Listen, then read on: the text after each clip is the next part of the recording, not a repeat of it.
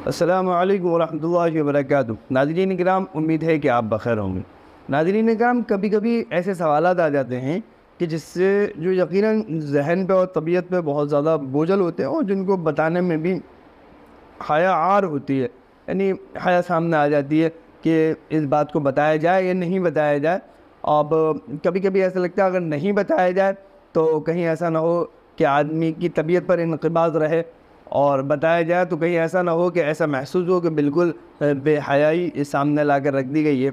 अब ऐसे ही एक सवाल ये सामने आया कि मेरे अंदर शहवत ज़्यादा है, मैं हालांकि शादीशुदा हूँ और शादीशुदा हूँ, मेरी ख्वाहिश ज़्यादा है और मैं बस बहुत ज़्यादा परेशान हो जाता हूँ, मुझसे कंट्रोल नहीं होता। यहाँ तक कि अगर मैं एक दो दिन सोहबत न करूँ तो बहुत ज़्यादा तबीयत पर बोझ और जिस्म के अंदर ख़राबी तक आने की वो हो जाती है, शक्ल पैदा हो जाती है।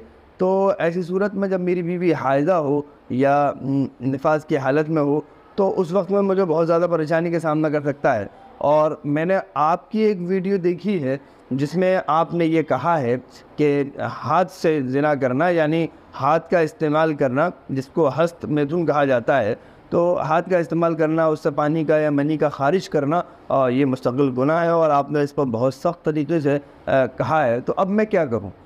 तो देखिए, इसमें कई शक्लें हैं और इसमें आखिर में ये भी मालूम किया गया है सवाल में कि हम बीवी के हाथ से अगर इस्तेमाल करके अगर इंजाल हो जाए तो कर सकते हैं या नहीं कर सकते। तो देखिए, एक बात बताएं आपको, हैज़ की हालत में ये तो बेहतर तो यही है कि कंट्रोल रखना चाहिए और अलग रहना चाहिए, बीवी से अलग रहना चाहिए। और लेकिन अगर ऐसा नहीं है तो बहरहाल हैज़ की हालत में सोहबत की तो किसी तरह भी इजाज़त नहीं है और कुरान ने सख्ती से मना कहा है। बल्कि बाज़ाब्ता सवाल किया गया था, वयसअलूनका अनिल महीज़, कुरान में, तो जवाब कुल हुवा अज़न फ़अतज़िलुन निसाअ फ़िल महीज़, बिल्कुल अलग, बिल्कुल छोड़ दो। तो जाहिर है सोहबत का तो मसला है ही नहीं उसमें, लेकिन अब करीब जा सकते हैं। तो देखिए, इंतिफ़ा यानी फ़ायदा उठाया जा सकता है, बीवी से पूरा सुकून हासिल किया जा सकता है, फ़ायदा उठाया जा सकता है। तो जैसे राने हैं, इसको इंतिफ़ा बिलफ़ख्स कहते हैं, रानों के ज़रिए से फ़ायदा उठाया, जिसको राने जांगे कहते हैं, इसके ज़रिए से फ़ायदा उठाया जा सकता है।